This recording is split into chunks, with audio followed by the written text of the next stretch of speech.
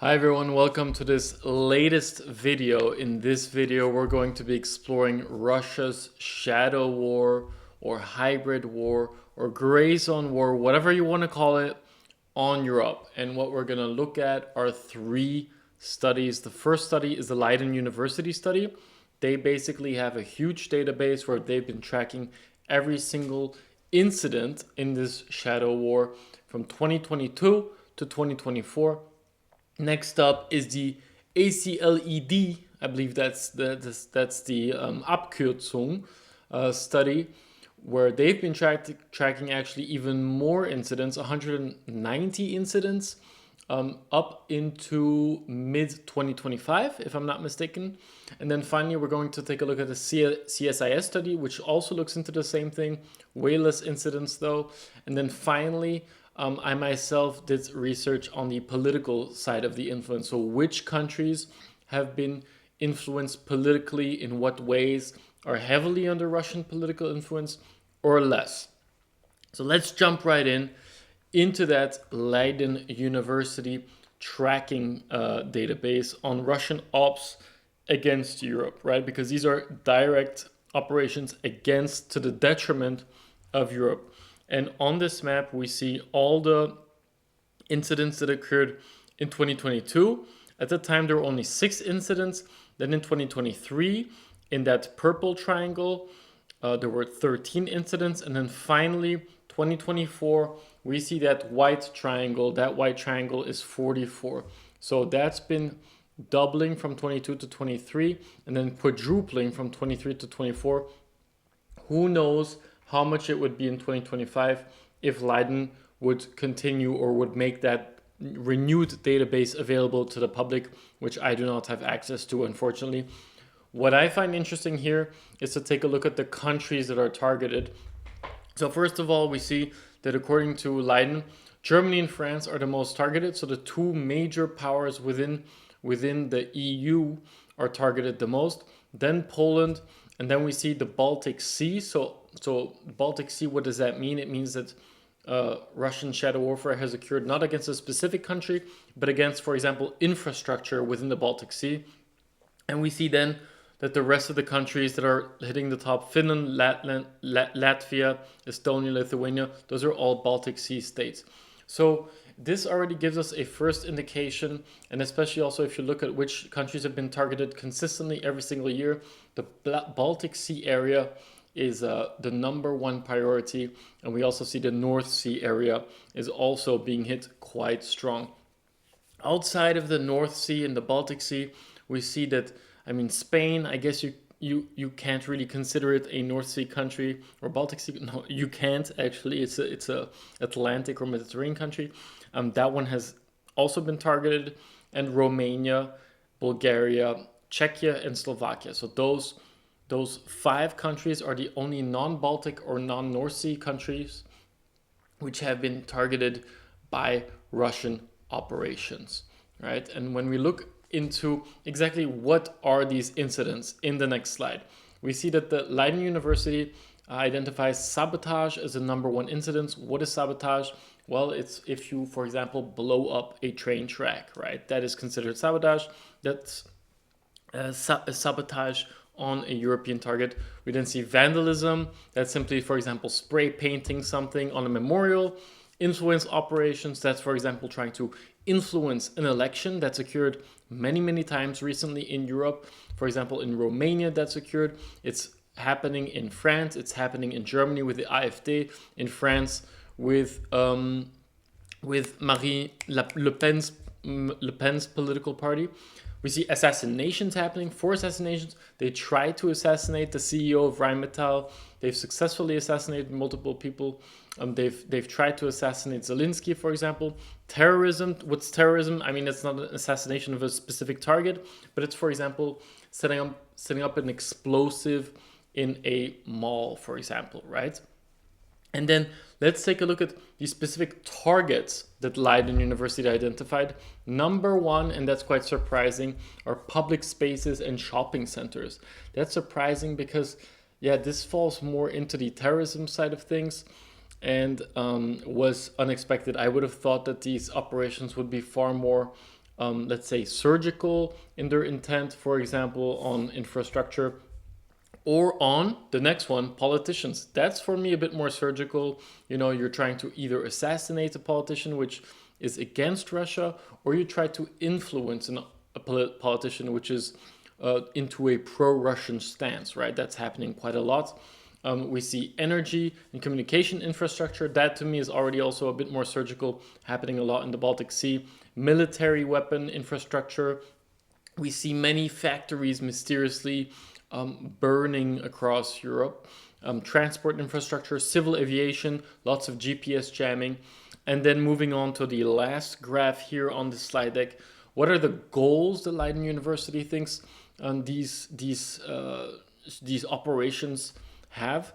Well, the number one goal is to disrupt daily life. So to disrupt you and my daily life in Europe as citizens, make us unhappy about what's going on with the war. Ultimately, probably with the goal that we would change our support for Ukraine against supporting Ukraine so that the war ends earlier, right? Because if it ends earlier, my life becomes disrupted less by these shadow war incidents and operations. Secondly, disruption of military aid to Ukraine. That's pretty clear.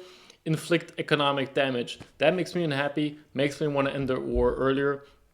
And then we have a couple of other reasons, or not reasons, but apparent goals of Russian operation. So now I want to take a look at the next study. That's the ACLED study. And this one is looking at 190 incidents. Much like the Leiden University incident, it finds that Germany is the number one country that Russia is trying to hit with its shadow war. 39 incidents out of the 190.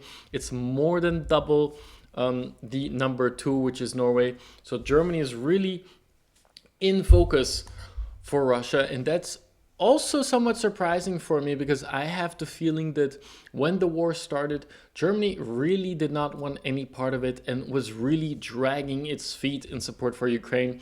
That has changed in the meantime. In the past years, Germany has really stepped up there. It's also invested a lot more in its military. But so that's why I'm a bit surprised that Germany is its prime target, because in a way, you will then also increase the speed with which Germany is going to flip against Russia. And, Germany was at a certain point in time a really strong helper or pro-Russian voice within the EU and within NATO, right? It was the major trading partner of Russia with the gas pipelines, that deals that it signed with Russia. It did not want anything to do with the war. The support it gave Ukraine in the beginning of the war was just some helmets, right? We all saw that headline. In the meantime, as I said, things have changed. Then we see a long list of non-surprises, right? Norway is surprising. It's not on the Baltic Sea, but I guess it's neighboring Russia along its North Sea route. Finland, that one's obvious. Poland, also obvious, bordering Russia. France, much like the Leiden University study, France is a major European power and is in the top 5 target list. Then we have Spain. That's somewhat surprising. Spain is a bit far away from Russia. I don't know why it would be so important as to be in the top targets for this shadow war. Sweden, again, made sense. UK surprises me in how low it is in this target list, because the UK is a very strong supporter of Ukraine. Since the very beginning, they've been convinced about supporting Ukraine. When we then look, I put up there the headline of US foiled Russian plot to kill boss of German arms firm Rheinmetall, supplying Ukraine. But then moving on to the next graph, what are the types of incidents that ACLED identifies? Number one are drone overflights. What are those? These are attempts at mapping, for example, critical infrastructure, at identifying where it is in order to then subsequently potentially perform sabotage, right? What it also can be is ways to disrupt air traffic. Then we have sabotage. That one's obvious, already went into it. Spying, that one's also obvious. Stealing or spying on NATO military or whatever a government is doing that should remain secret. Vandalism, arson, happening a lot. We have bloody parcels. This one's surprising. Apparently, Russia sent around bloody parcels to key people to scare them, presumably. Attacks, jamming, GPS jamming, as said, flammable parcels, and cyber attacks. And then when we look at how these incidents are spread on the map, I mean, they're spread geographically exactly the same way as the listing of countries was. But we again see Germany is really getting hit everywhere. Yeah, and we see the whole Baltic Sea region is being hit. Almost very few countries within Europe are spared, except we could put this map over the Leiden University map and we would see that the similar countries are sort of spared. I would say the ex-Yugoslav region is quite spared here, right? And when we look at some of the headlines, we see, for example, one of those dots in Spain is related to a Russian pilot which flew a helicopter to Ukraine and was then found dead in Spain, assassinated, murdered.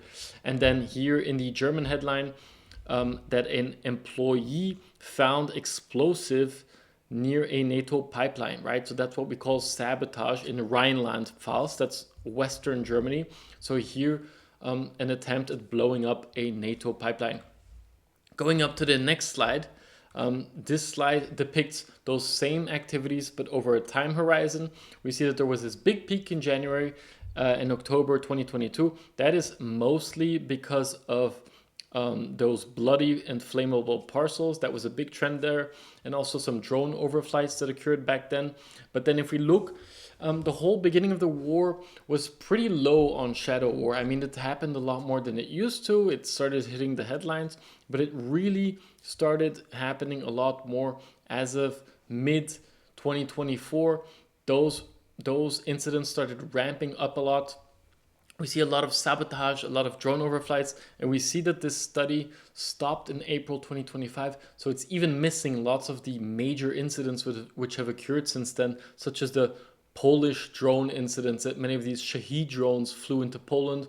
The drones that have been flying across Europe, for example, in Belgium, there's been drones flying over military bases. I believe in Denmark, there's been drones flying over airports many times, and I'm probably forgetting many others that have occurred.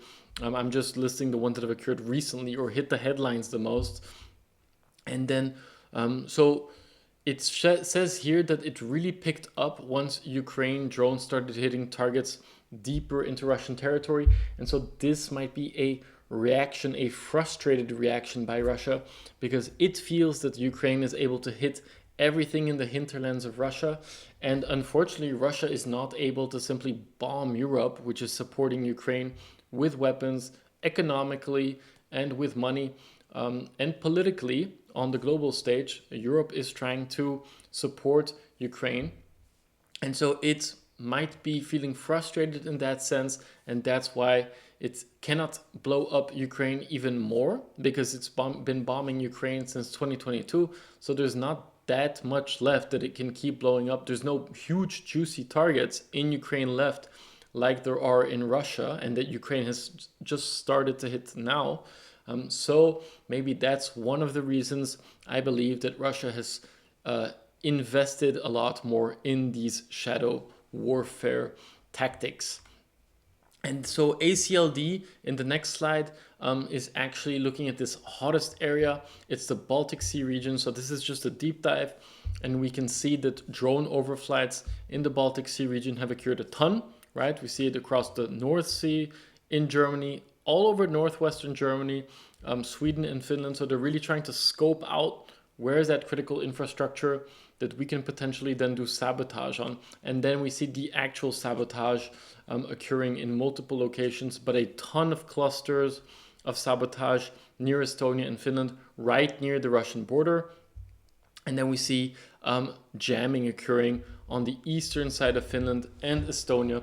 That's because they're jamming the airspace near Finland and Estonia from Russian territory, right? Making it hard for airplanes to safely fly and or land, right? And so here's some headlines. Finland investigates Russia's Shadow Fleet ship after cable damage, right? So we're seeing this quite a lot. This Shadow Fleet of Russia's happens to sail over some critical infrastructure and happens to drag its anchor. Oh no, that was an accident. It wasn't us. And so that's happening more and more. We see another headline: gas and telco connection between Finland and Estonia has been damaged, right? So this direct connection between these two countries has been damaged, again, likely due to potential sabotage. And then the final headline: recent interference in undersea cables in Germany, Sweden, Finland, and Lithuania, an example of growing cyber and hybrid interference by Russia. Now moving on to the final of the three studies that I wanted to take a look at, the CSIS tracker of Russian ops across Europe. So they've tracked a lower number than Leiden University and ACLED, but they do track also from 22 to 2025. The methodology probably differs between all of these studies on what they start considering, or what type of incidents they choose to track, or what they choose to consider an incident or not. Does it have to be proven or not proven, right? And many of these things are quite hard to prove. Who is guilty, or who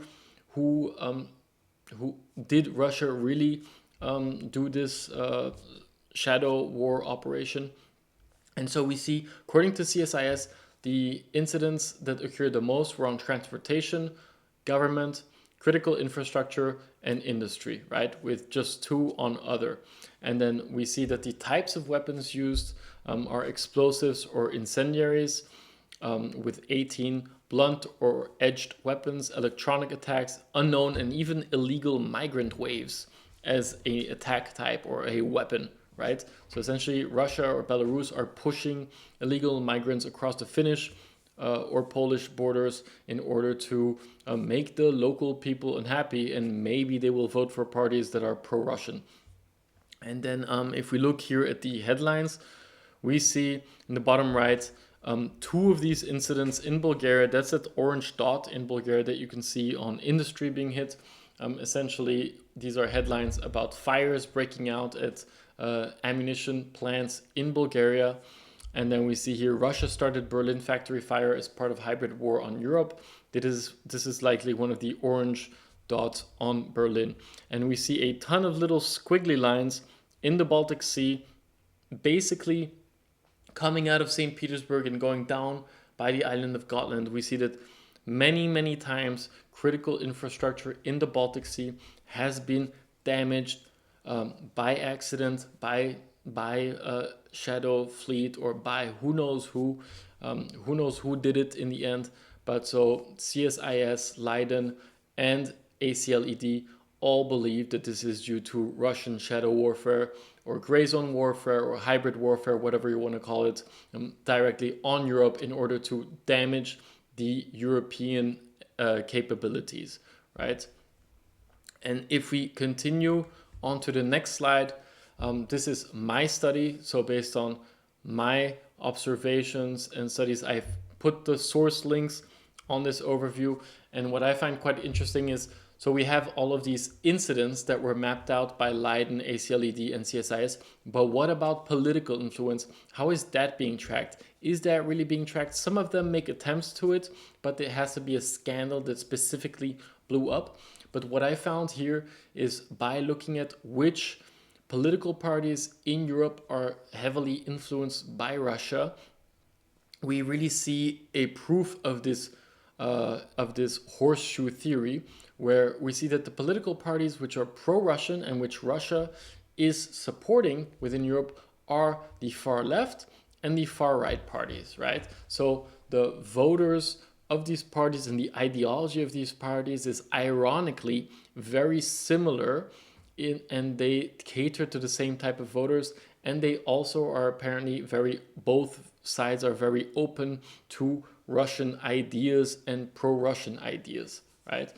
And so let's take a look at some examples of the countries which I identified as having a high evidence of pro-Russian ties or direct Russian ties.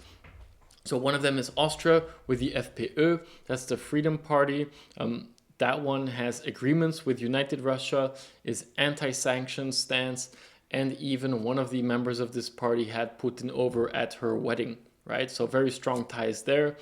I'm not going to go into every single country, but then if we look at Serbia, not surprising, also high. We have very strong ties between Serbia and Russia. The Serbian Radical Russian Party, Oath Keepers, this entire state is essentially aligned with Russia, even though Serbia has actually also supported Ukraine. And this is the same thing for Austria as well, right? But here, Serbia itself is Austria is not run by the FPÖ, but Serbia is run by a government which has said pro-Russian things and is pro-Russian aligned, but at the same time is also supporting Ukraine. So they're putting their eggs in multiple baskets here. And we see that France is up there with high financial ties.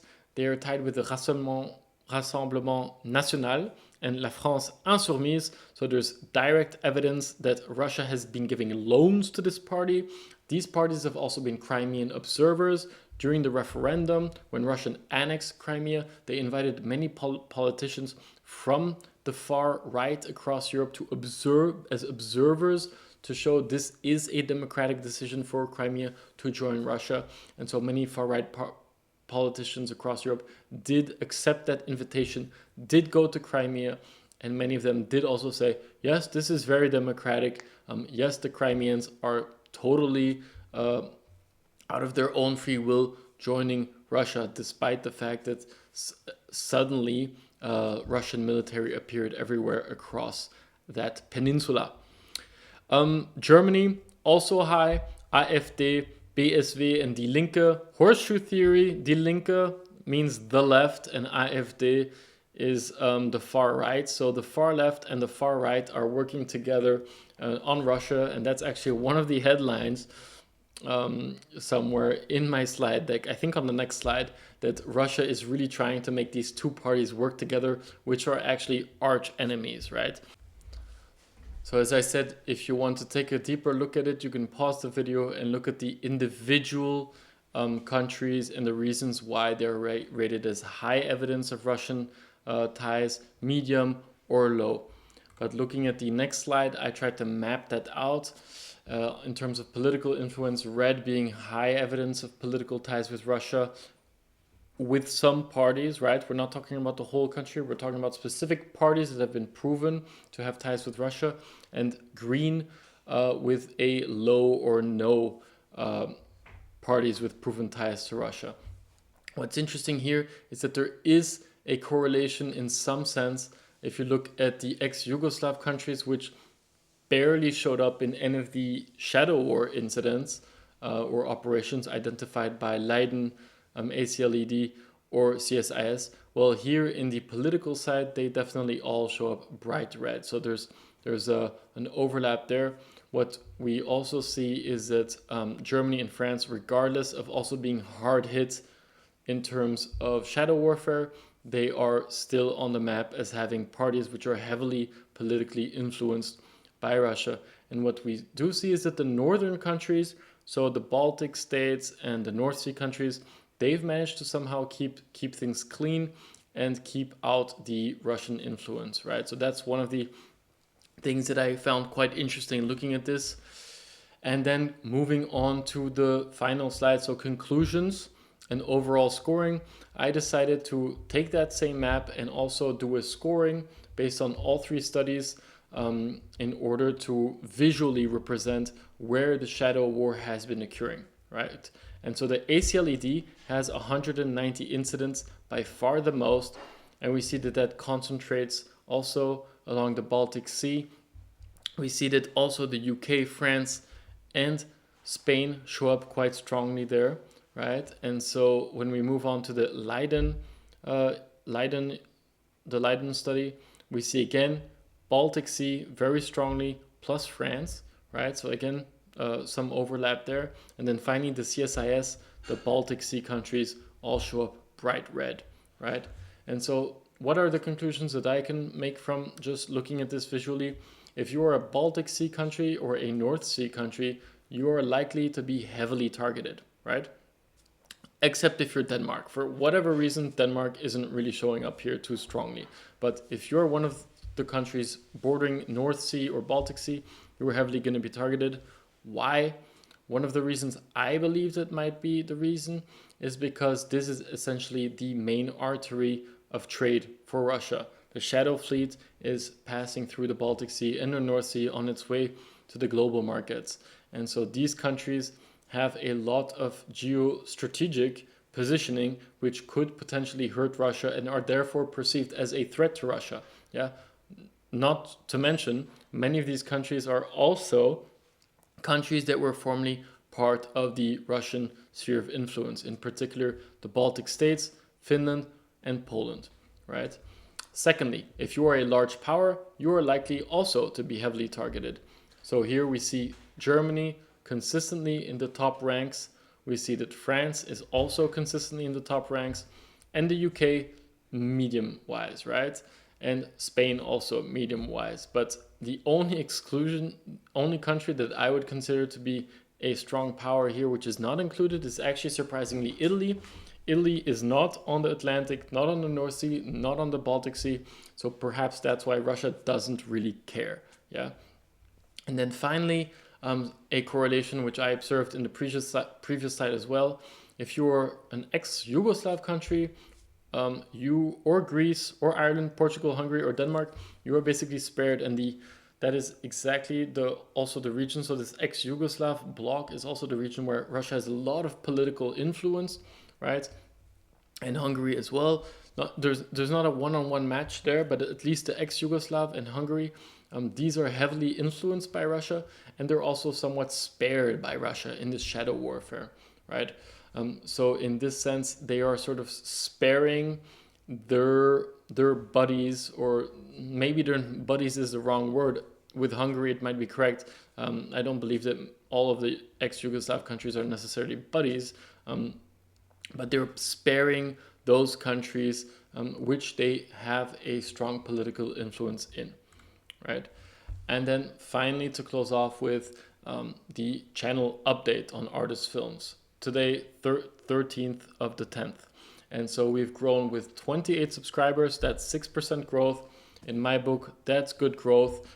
Growth since the artillery update video. So comparing the Ukrainian side artillery production with the Russian side artillery production. I had a lot of catching up to do since, as I said, my laptop broke for 2 to 3 weeks. So I couldn't do anything in that time. And then next up, video topics, right? So first of all, I said last week, I want to revisit the oil refinery video since it was so popular. That's still the case. I still want to do it. I'm still looking at the right time to do it. Do I want to wait for there to be even more impact or even more of that campaign to be carried out by Ukraine, or do I want to do it already? Another video topic that I do want to re-explore is the artillery topic. After uploading, I got a lot of comments from your side, a lot of really valid comments with a lot of good ideas about insights that I did not have and things that I actually would like to re-explore in order to make the video even more accurate, right? Bear in mind, I'm a one-man show working on this, gathering the data. I cannot check all the data, all the sources 100%. I try to do my best. And so whenever you guys have comments or feedback, that's very much appreciated. And my goal is to bring to you as close to the truth as I can. Yeah. And so in that sense, with the feedback from your side, I think that I am going to be making a new video incorporating much of the good feedback that you guys gave me. An example, I forgot about the South Korean deal by Czechia, which does account for at least 1.5 million artillery shells for Ukraine, which was not in my data overview. And there's a couple of other topics which can change the picture on that artillery imbalance in favor of Russia, but in particular in favor of Ukraine, right? So that comparison might turn out to be slightly different to the detriment of Russia's. And then finally, one of the topics from the last video, many of you were mentioning this topic as something to explore in the next step. It's the artillery barrel wasting. So how many shells can a piece of artillery actually shoot before it needs to be replaced because it's useless or too inaccurate? And so the reason why this might be interesting is from a bottleneck perspective. What is my actual bottleneck? Is my bottleneck at war the fact that I don't have enough shells, which was the case for Ukraine for several years? Or is my bottleneck that I've been shooting so many shells that I do not have enough artillery to keep shooting all the shells that I have, which might actually be a problem for Russia, right? Because they had so many shells in comparison with Ukraine that they were going through a lot of artillery, at least based on, for example, circumstantial evidence from covert cabal. They were looking at artillery across Russia, and they noticed that many of them were disappearing, likely due to simply taking out the barrels and refitting those barrels onto other artillery. And so finally, I wanted to take a look or show you guys my channel graph. How is this channel doing right now? So 7.4 thousand views in the last 28 days. Doesn't seem like a lot, right? It's a small channel, but to me that's a good result, I would say. But even more important, and what YouTube finds more important, is watch hours, right? So I have 766 watch hours, and I've highlighted the peak, which was during the oil refinery video. So 164 hours watched on that video on that one day. And so when you compare that peak with the peak of my artillery shell video, you can see that the oil refinery video was really way bigger, way more popular. And the reason why that is a topic I want to also re-explore, right? Because apparently there's a lot of interest out there to find more information about that. And then finally, you can see plus 168 subscribers in the last 28 days. For me, that's a lot. If you look at my total channel being 476 subscribers, that's a big change. Finally, if you would like to support the channel, and if you've watched this far and you want to support me in growing this channel, you can support me by buying my World War II book called 3 Lives, which is on Amazon. And otherwise, thank you very much and have a nice day. Thank you for watching.